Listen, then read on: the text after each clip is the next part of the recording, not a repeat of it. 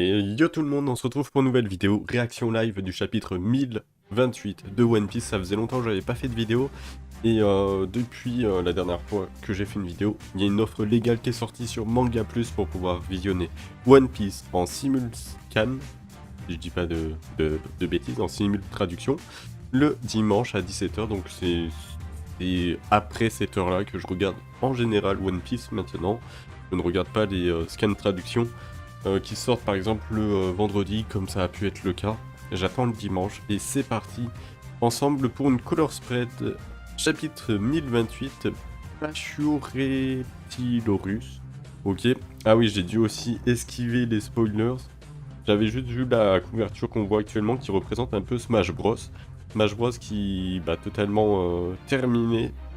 Il n'y aura plus de personnages. Pour les fans, traduction, ok. Ah, ça fait plaisir. One Piece, ok. Là comme... Ah oui, il faut que je me refasse à la typographie, pardon, des écritures, parce que j'ai pas l'habitude. Dans la salle de réception du château, tu penses que je mens? Non, je ne dis pas ça. Il est apparu juste sous nos yeux, un deuxième dragon bien distinct de Kaito. Ma main a coupé, qu'il a vu le jour grâce au fruit du démon conçu par Vegapunk. En plus de ça, il était avec Luffy au chapeau de paille, ce qui signifie qu'il est opposé à Kaido. Des pirates qui se bouffent le nez entre eux, on ne va pas s'en plaindre. Ok, on a toujours le Cypher Pole 0, qui est là, le CP0. Puf. Et sinon, il m'appelait pourquoi? Qui est là au téléphone? Parce que nous avons reçu des instructions d'en haut. D'accord, les pays de Wano n'étant pas affiliés au gouvernement mondial, il a été décidé qu'il serait... Attends, bon, il va se passer des trucs sur Wano d'ici la fin de l'arc. Il a été décidé qu'il serait placé sous notre contrôle direct de ce dernier. Ah ouais, donc il y a le gouvernement mondial qui va débarquer sur Wano Kuni, mais ça va être n'importe quoi. Si jamais Kaido venait à perdre, j'ai déjà fait partir plusieurs navires, mais je voulais te demander quelle est la probabilité d'une telle défaite. Ah ouais, ils vont arriver, ça va être le bazar. Ils vont profiter de toute cette pagaille, je pense. Cette façon d'agir se rapproche drôlement de celle des pirates. En début de bataille, 30 000 versus 5 400. Ok, actuellement 12 000 versus 8 000. Pour être honnête, je trouve cette bataille passionnante, mais... Ah, c'est Roblucci! Je n'arrive pas à imaginer Kaido vaincu. C'est bien ce qui semblait. J'attends ton rapport. Ah oui, on m'a donné une autre instruction. En rapport avec l'équipage de Chapeau de Paille. Ah, il y a le mec de girafe qui dort. Ok. Donc eux, à mon avis, ils reviennent de la rêverie où ils ont terminé la rêverie et du coup, ils arrivent sur Wano Kuni. Embarquer Nico Robin, il est sérieux? Ah là là. Il lâche pas l'affaire, hein, c'est dingue. On dirait les mecs qui harcèlent les meufs, tu sais, qui les suivent dans la rue et tout, bref. Bref. Désolé, je suis un peu enrhumé, je parle du nez. Bref, peu importe l'issue du combat, pour les pirates, cette femme sera la clé. C'est Nico Robin, capturez-la vivante. Oui, en effet. La clé, pourquoi? Pour le One Piece, pour poursuivre après Wano Kuni? C'est peut-être pour ça que Nico Robin est si important de pouvoir lire les poneglyphes, mais après, il faut savoir que ce n'est pas la seule à pouvoir lire cela. Peut-être qu'elle sait d'autres choses liées à sa famille, à son peuple, on va dire, qui a été détruit. C'est peut-être pour ça qu'il ne recherche pas d'autres personnes qui peuvent lire les poneglyphes, comme, je sais pas, des samouraïs ou encore la tribu des trois yeux, à moins que le gouvernement mondial ne soit pas au courant que ces personnes puissent lire les poneglyphes. Je sais pas. Ok. Heureusement que tu es là, Brook. Entendu. Oh oh oh. Plus rien ne m'arrête. Ah, je pensais que Brook il espionnait la conversation, mais pas du tout, ils sont en train de se battre. Hop, l'île d'Onigashima poursuit sa route dans le ciel du pays de Wa. Yamato. Arrivée prévue sur la capitale des fleurs. Dans 5 minutes. Ouais. Et puis l'île qui commence à se désagréger en même temps. Bon sang, j'arrive pas à créer de nuages. C'est cruel de sa part de me laisser tout seul. Et puis zut, je n'ai pas le droit de me montrer faible, je dois me reprendre. Je peux le faire. Non, je n'y arrive pas. Je n'y arriverai pas. Si, je dois y réussir. Ok. Avec ces tout petits nuages ridicules là. Sortez, nuages de flammes, sortez. Je n'y parviens pas, beaucoup de gens mourront. Ok. Onigashima qui progresse commence à arriver au-dessus de la capitale petit à petit. Je n'ai pas le droit de laisser s'écraser cette immense bombe. C'est quoi sur le côté? C'est... Carotte? Une Minx? Qu'est-ce qu'elle fait là? Ah non, c'est Yamato. Transformée dans sa forme de fruit du démon. Elle ressemble beaucoup à une Minx. Pour ça, j'ai confondu. Écoute bien, Momonosuke. Je vais retourner au dôme en forme de crâne afin de réduire au maximum les dégâts qui pourraient se produire dans le pire des cas. D'accord, elle veut, entre guillemets, ralentir l'explosion s'il y en a une, quelque chose comme ça. Comment, je ne sais pas.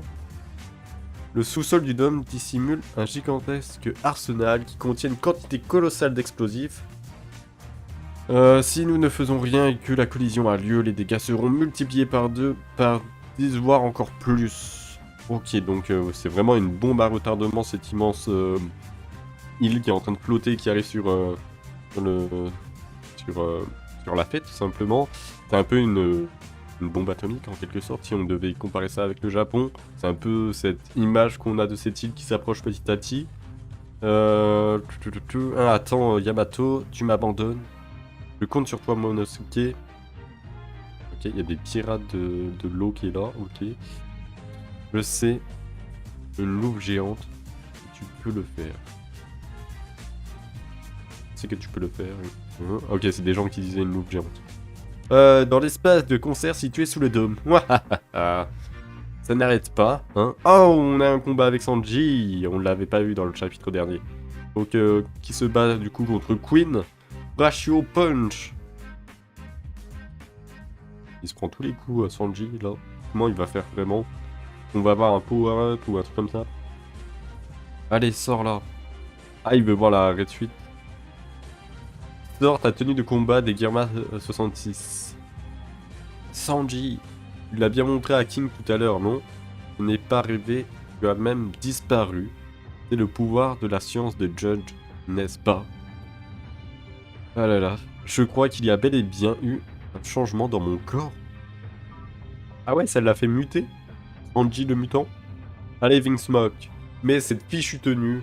Je t'interdis de m'appeler par ce nom. Tu ne connais pas l'histoire de ma famille. D'ailleurs, ce n'est même pas ma famille. Il est hors de question que je mette cette Red Suite. Rayton, du coup, il va lui tirer un laser. Ah ouais, il déconne pas, Queen. Black Coffee. Le café noir. Quel est le rapport avec le nom de cette attaque? Jump à la diable. Ah oui, c'est traduit en français. C'est vrai que maintenant que c'est une traduction officielle, on n'a pas le Diable Jump.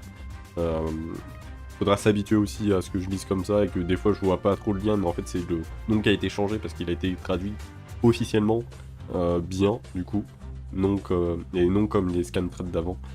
Grille, shoot. Ça me donne faim rien que de voir son ventre en train de griller comme ça là. Ok, donc Queen qui est en train de prendre cher. Ah, il se transforme. D'accord, il se transforme en dinosaure. Moi, je dois trouver un moyen de contourner la robustesse de ce dino. Pas mal pour un coup de pied de simple humain. À mon tour de te montrer ce dont est capable un dinosaure non modifié. Ok. Il nous prépare quoi là? Place à la puissance des créatures qui ont dominé le monde pendant plus de 100 millions d'années. Qu'est-ce qu'il nous prépare? Pourquoi il se met en long comme ça là? Là voilà la vraie force des animaux préhistoriques. Fab. Pachyoreptilorus. Quoi? Attendez, je comprends pas, il s'est replié sur lui-même? La réaction des gens, c'est la même que moi. Quoi? C'est comme ça qu'il fonctionne? Hein? Ouah, je comprends rien à ce qui se passe, hein. J'ai hâte de voir ce que ça donnera en animé. En fait, il s'est transformé en boa, il fait quoi? Je comprends pas, là. On dirait Onyx quand il attrape Pikachu. La comparaison. Tu as manqué de vigilance. Maintenant, tu sais à quel genre de dino. Alors maintenant, tu sais quel genre de dino est le Brachiosaurus. Purée, j'étais loin de m'en douter. Personne n'est jamais parvenu à échapper à mon brachio enroulage. Monsieur Sangoro. Comment il va faire? Et le chapitre, il m'a l'air super, super long, plein d'informations, le combat continue. Ça avance, les combats, ça fait plaisir. Face à une telle pression, même les utilisateurs les plus aguerris du fluide offensif voient leurs os brisés et leurs organes se comprimer, à tel point qu'ils sont incapables de se relever. Bon sang, Monsieur Sangoro risque d'y passer. Tu n'en as plus pour très longtemps, fils de Judge. À moins que tu ne daignes... Ah, il veut absolument voir l'arrêt de chute, hein. Je sais pas pourquoi. À moins que tu ne daignes me montrer la puissance du Guerma.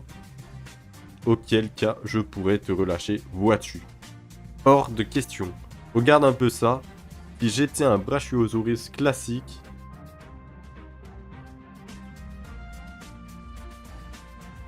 Mes 4 jambes ne me seraient d'aucune utilité.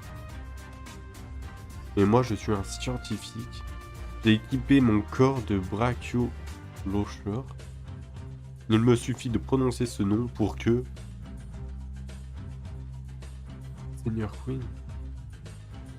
Mais non, j'étais juste en train de lui expliquer. Ah, je viens seulement de comprendre. En fait, son fruit du démon, c'est celui d'un dinosaure reptile, auquel il a ajouté des jambes de la technologie qui fait croire que c'est un dinosaure avec un grand cou là. Ok, j'avais pas compris. Maintenant c'est bon. Donc en fait, son corps qui lui permet de marcher et tout, c'est juste des jambes. Et en fait, en réalité, lui, c'est un serpent préhistorique. Ok, je comprends mieux maintenant. J'ai l'air d'un imbécile à mettre 10 000 ans à comprendre. Donc, son corps, c'est de la technologie pure, c'est ce qu'il disait. Et donc là, il a tiré un laser rien qu'en disant un truc, mais il est débile. Imbécile, c'est quand j'utilise Brachiologer en tant que nom d'attaque qu'il faut. Et du coup, il le redit, mais il est teubé. Ah. Le seul moyen de le battre, c'est peut-être de retourner son arme contre lui. Ça fait un peu penser à Spider-Man avec Dr Octopus. Bref. Je vais pas divaguer non plus.